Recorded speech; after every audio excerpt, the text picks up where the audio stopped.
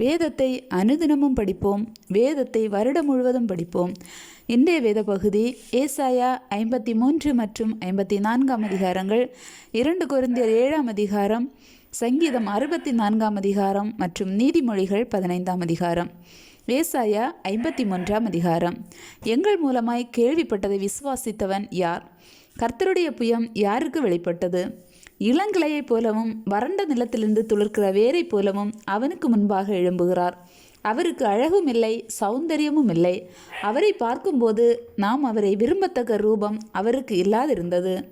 அவர் அசட்டை பண்ணப்பட்டவரும் மனுஷரால் புறக்கணிக்கப்பட்டவரும் துக்கம் நிறைந்தவரும் பாடு அனுபவித்தவருமாய் இருந்தார். அவரை விட்டு நம்முடைய முகங்களை மறைத்து கொண்டோம். அவர் அசட்டை பண்ணப்பட்டிருந்தார், அவரை எண்ணாமற் போனோம். மெய்யாகவே அவர் நம்முடைய பாடுகளை ஏற்றுக்கொண்டு நம்முடைய துக்கங்களை சுமந்தார். நாமோ அவர் தேவனால் அடிபட்டு வாதிக்கப்பட்டு சிறுமைப்பட்டவர் என்று எண்ணினோம். நம்முடைய மீறுதல்களை நிமித்தம் அவர் காயப்பட்டு நம்முடைய அக்கிரமங்களை நிமித்தம் அவர் நொறுக்கப்பட்டார். நமக்கு சமாதானத்தை உண்டு பண்ணும் ஆக்கினை அவர் மேல் வந்தது. அவருடைய தழும்புகளால் குணமாகிறோம். நாம் எல்லாரும் ஆடுகளைப் போல வழி தப்பி திரிந்து அவனவன் தன் தன் வழியிலே போனோம். கர்த்தரோ நம் எல்லாருடைய அக்கிரமத்தையும் அவர் மேல் விழப்பண்ணினார். அவர் நெருக்கப்பட்டும் ஒடுக்கப்பட்டும் இருந்தார், ஆனாலும் தம்முடைய வாயை அவர் திறக்கவில்லை. அடிக்கப்படும்படி கொண்டு போகப்படுகிற ஒரு ஆட்டுக்குட்டியைப் போலவும் தன்னை மயிர் கத்தரிக்கிறவனுக்கு முன்பாக சத்தமிடாதிருக்கிற ஆட்டைப் போலவும் அவர் தம்முடைய வாயை திறவாதிருந்தார். இடுக்கணிலும் நியாய தீர்ப்பிலும் இருந்து அவர் எடுக்கப்பட்டார். அவருடைய வம்சத்தை யாரால் சொல்லி முடியும்? ஜீவனுள்ளவருடைய தேசத்திலிருந்து அறுப்புண்டு போனார். என் ஜனத்தின் மீறுதல் நிமித்தம் அவர் வாதிக்கப்பட்டார். துன்மார்க்கரோடே அவருடைய பிரேத குழியை நியமித்தார்கள். ஆனாலும் அவர் மரித்தபோது ஐஸ்வர்யவானோடே இருந்தார். அவர் கொடுமை செய்யவில்லை, அவர் வாயில் வஞ்சனை இருந்ததும் இல்லை. கர்த்தரோ அவரை நொறுக்க சித்தமாகி அவரை பாடுகளுக்குட்படுத்தினார். அவருடைய ஆத்துமா தன்னை குற்ற நிவாரண பலியாக ஒப்பு கொடுக்கும்போது அவர் தமது சந்ததியை கண்டு நீடித்த நாளாயிருப்பார். கர்த்தருக்கு சித்தமானது அவர் கையினால் வாய்க்கும். அவர் தமது ஆத்துமா வருத்தத்தின் பலனை கண்டு திருப்தி ஆவார். என் தாசனாகிய நீதிபர தம்மை பற்றும் அறிவினால் அநேகரை நீதிமான்களாக்குவார். அவர்களுடைய அக்கிரமங்களை தாமே சுமந்து கொள்வார். அவர் தம்முடைய ஆத்துமாவை மரணத்தில் ஊன்றி அக்கிரமக்காரரில் ஒருவராக எண்ணப்பட்டு அநேகருடைய பாவத்தை தாமே சுமந்து அக்கிரமக்காரருக்காக வேண்டிக் கொண்டது நிமித்தம் அநேகரை அவருக்கு பங்காக கொடுப்பேன். பலவான்களை அவர் தமக்கு கொள்ளையாக பங்கிட்டு கொள்வார். ஏசாயா 54 அதிகாரம். பிள்ளை பெறாத மலடியை மகிழ்ந்து பாடு, கர்ப்ப வேதனைப்படாதவளை கம்பீரமாய் பாடி ஆனந்த சத்தமிடு. வாழ்க்கைப்பட்டவளுடைய பிள்ளைகளை பார்க்கலும் அநாத ஸ்திரீயினுடைய பிள்ளைகள் அதிகம் என்று கர்த்தர் சொல்லுகிறார். உன் கூடாரத்தின் இடத்தை விசாலமாக்கு, உன் வாசஸ்தலங்களின் திரைகள் விரிவாகட்டும். தடை செய்யாதே. உன் கயிறுகளை நீளமாக்கி உன் முளைகளை உறுதிப்படுத்து. நீ வலதுபுறத்திலும் இடதுபுறத்திலும் இடங்கொண்டு பெருகுவாய். உன் சந்ததியார் ஜாதிகளை சுதந்திரித்து கொண்டு பாழாய் கிடந்த பட்டணங்களை குடியேற்றுவிப்பார்கள். பயப்படாதே, நீ வெட்கப்படுவதில்லை. நாணாதே, நீ இலைச்சி அடைவதில்லை. உன் வாலிபத்தின் வெட்கத்தை நீ மறந்து உன் விதவியிருப்பின் நிந்தையை இனி நினையாதிருப்பாய். உன் சிருஷ்டிகரே உன் நாயகர், சேனைகளின் கர்த்தர் என்பது அவருடைய நாமம். இஸ்ரவேலின் பரிசுத்தர் உன் மீட்பர். அவர் சர்வ பூமியின் தேவன் எனப்படுவார். கைவிடப்பட்டு மனம் நொந்தவளான ஸ்திரீயைப் போலவும் இளம் பிராயத்தில் விவாகம் செய்து தள்ளப்பட்ட மனைவியைப் போலவும் இருக்கிற உன்னை கர்த்தர் அழைத்தார் என்று உன் தேவன் சொல்லுகிறார். இமைப்பொழுது உன்னை கைவிட்டேன், ஆனாலும் உருக்கமான இரக்கங்களால் உன்னை சேர்த்து கொள்வேன். அற்பகாலம் உண்ட கோபத்தினால் என் முகத்தை இமைப்பொழுது உனக்கு மறைத்தேன், ஆனாலும் நித்திய கிருபையுடன் உனக்கு இறங்குவேன் என்று கர்த்தராகிய உன் மீட்பர் சொல்லுகிறார். இது எனக்கு நோவாவின் காலத்தில் உண்டான வெள்ளம் போலிருக்கும். நோவாவின் காலத்தில் உண்டான வெள்ளம் இனி பூமியின் மேல் புரண்டு வருவதில்லை என்று நான் ஆணையிட்டது போல உன்மேல் நான் கோபம் கொள்வதில்லை என்றும் உன்னை நான் கடிந்து கொள்வதில்லை என்றும் ஆணையிட்டேன். மலைகள் விலகினாலும் பர்வதங்கள் நிலைபெயர்ந்தாலும் என் கிருபை உன்னை விட்டு விலகாமலும் என் சமாதானத்தின் உடன்படிக்கை நிலைபெயராமலும் இருக்கும் என்று உன்மேல் மனதுருகிற கர்த்தர் சொல்லுகிறார். சிறுமைப்பட்டவளே, பெருங்காற்றில் அடிபட்டவளே, தேற்றவற்றவளே, இதோ நான் உன் கல்லுகளை பிரகாசிக்கும்படி வைத்து நீல ரத்தினங்களை உன் அஸ்திபாரமாக்கி உன் பலகணிகளை பளிங்கும் உன் வாசல்களை மாணிக்க கற்களும் உன் மதில்களை எல்லாம் உச்சிதமான கற்களும் ஆக்குவேன். உன் பிள்ளைகள் எல்லாரும் கர்த்தரால் போதிக்கப்பட்டிருப்பார்கள். உன் பிள்ளைகளுடைய சமாதானம் பெரிதாயிருக்கும். நீதியினால் ஸ்திரப்பட்டிருப்பாய், கொடுமைக்கு தூரமாவாய், பயமில்லாதிருப்பாய், திகிலுக்கு தூரமாவாய், அது உன்னை அணுகுவதில்லை. இதோ உனக்கு விரோதமாய் கூட்டம் கூடினால் அது என்னாலே கூடுகிற கூட்டமல்ல. எவர்கள் உனக்கு விரோதமாய் கூடுகிறார்களோ அவர்கள் உன் பட்சத்தில் வருவார்கள். இதோ கரிநெருப்பை ஊதி தன் கிரியைக்கான ஆயுதத்தை உண்டு பண்ணுகிற கொல்லனையும் நான் சிருஷ்டித்தேன், கெடுத்து நிக்கிரமாக்குகிறவனையும் நான் சிருஷ்டித்தேன்.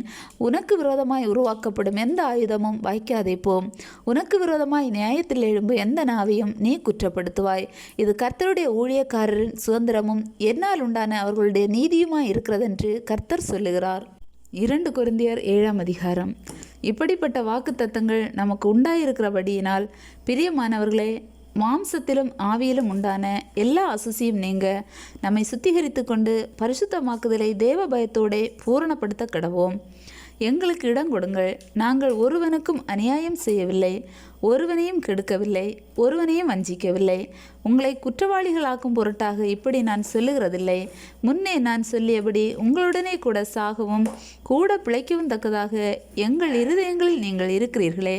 மிகுந்த தைரியத்தோடே உங்களுடன் பேசுகிறேன். உங்களை குறித்து மிகவும் மேன்மை பாராட்டுகிறேன். ஆறுதலால் நிறைந்திருக்கிறேன்.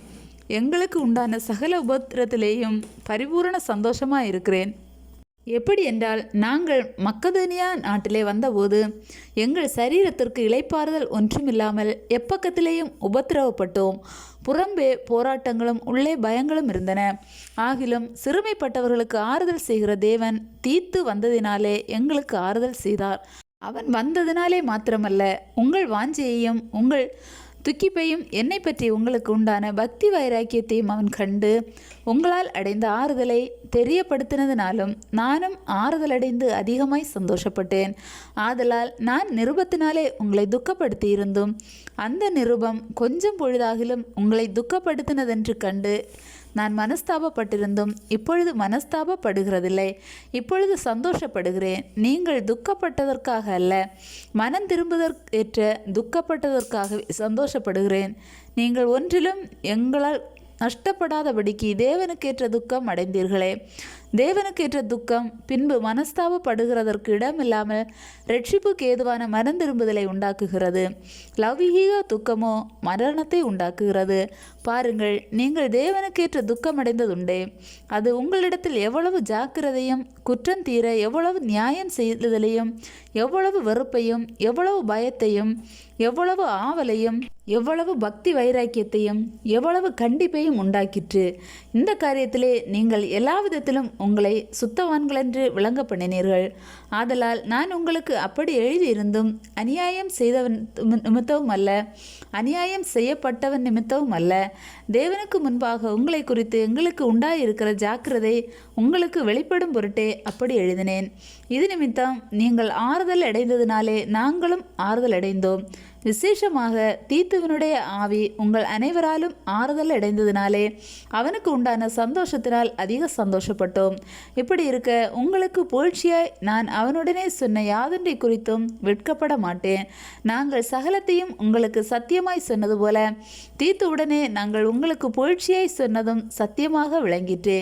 மேலும் நீங்கள் எல்லாரும் கட்டளைக்கு அமைந்து பயத்தோடும் நடுக்கத்தோடும் தன்னை ஏற்றுக்கொண்டதை அவன் நினைக்கையில் அவனுடைய உள்ளம் உங்களை பற்றி அதிக அன்பாய் இருக்கிறது. ஆகையால் எல்லா விதத்திலும் உங்களை குறித்து எனக்கு திட நம்பிக்கை உண்டாயிருக்கிறதென்று சந்தோஷப்படுகிறேன். சங்கீதம் 64ஆம் அதிகாரம். தேவனே, என் விண்ணப்பத்தில் என் சத்தத்தை கேட்டருளும். சத்ருவால் வரும் பயத்தை நீக்கி என் பிராணனை காத்தருளும். துன்மார்க்கர் செய்யும் இரகசிய ஆலோசனைக்கும் அக்கிரமக்காரருடைய கலகத்துக்கும் என்னை விலக்கி மறைத்தருளும். அவர்கள் தங்கள் நாவை பட்டயத்தை போல் கூர்மையாக்கி மறைவுகளில் உத்தமன் மேல் எய்யும் பொருட்டு கசப்பான வார்த்தைகளாகிய தங்கள் அம்புகளை நாணேற்றுகிறார்கள். சற்றும் பயமின்றி சடுதியில் அவன் மேல் எய்கிறார்கள். அவர்கள் பொல்லாத காரியத்தில் தங்களை உறுதிப்படுத்தி கொண்டு மறைவான கண்ணிகளை வைக்க ஆலோசனை பண்ணி அவைகளை காண்பவன் யார் என்கிறார்கள். அவர்கள் நியாயக்கேடுகளை ஆராய்ந்து தேடி தந்திரமான யோசனை நிறைவேறும்படி பிரயத்தனம் பண்ணுகிறார்கள். அவர்கள் ஒவ்வொருவனுடைய உட்கருத்தும் இருதயமும் ஆழமாய் இருக்கிறது. ஆனாலும் தேவன் அவர்கள் மேல் அம்புகளை எய்வார். சடுதியாய் அவர்கள் காயப்படுவார்கள். அவர்கள் தள்ளப்பட்டு கீழே விழும்படி அவர்கள் நாவுகளே அவர்களை கெடுக்கும். அவர்களை காண்கிற யாவரும் ஓடி போவார்கள். எல்லா மனுஷரும் பயந்து தேவனுடைய செயலை அறிவித்து அவர் கிரியை உணர்ந்து கொள்வார்கள். நீதிமான் கர்த்தருக்குள் மகிழ்ந்து அவரை நம்புவான். செம்மையான இருதயமுள்ளவர்கள் யாவரும் மேன்மை பாராட்டுவார்கள். நீதிமொழிகள் 15ஆம் அதிகாரம். மெதுவான பிரதியுத்தரம் உக்கிரத்தை மாற்றும், கடும் சொற்களோ கோபத்தை எழுப்பும். ஞானிகளின் நாவு அறிவை உபயோகப்படுத்தும், மூடரின் வாயோ புத்தியினத்தை கக்கும். கர்த்தரின் கண்கள் எவ்விடத்திலுமிருந்து நல்லோரையும் தீயோரையும் நோக்கி பார்க்கிறது. ஆரோக்கியமுள்ள நாவு ஜீவ விருட்சம், நாவின் மாறுபாடோ ஆவியை நொறுக்கும். மூடன் தன் தகப்பன் புத்தியை அலட்சியம் பண்ணுகிறான். கடிந்து கொள்ளுதலை கவனித்து நடக்கிறவனோ விவேகி. நீதிமானுடைய வீட்டில் அதிக பொக்கிஷம் உண்டு, துன்மார்க்கனுடைய வருமானத்திலோ துன்பம் உண்டு. ஞானிகளின் உதடுகள் அறிவை இறைக்கும், மூடரின் இருதயமோ அப்படி அல்ல.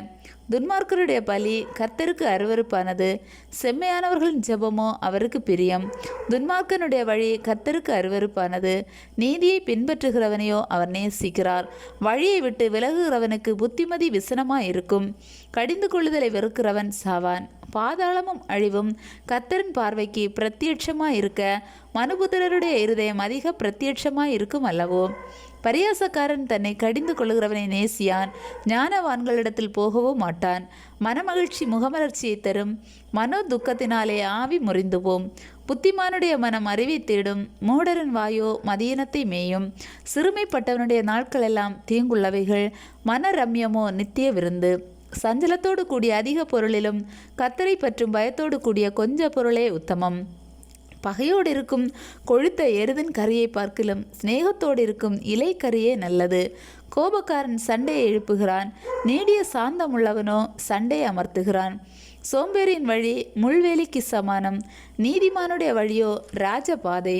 ஞானமுள்ள மகன் தகப்பனை சந்தோஷப்படுத்துகிறான், மதியற்ற மனுஷனோ தன் தாயை அலட்சியம் பண்ணுகிறான். மூடத்தனம் புத்தியீனனுக்கு சந்தோஷம், புத்திமானோ தன் நடக்கை செம்மைப்படுத்துகிறான்.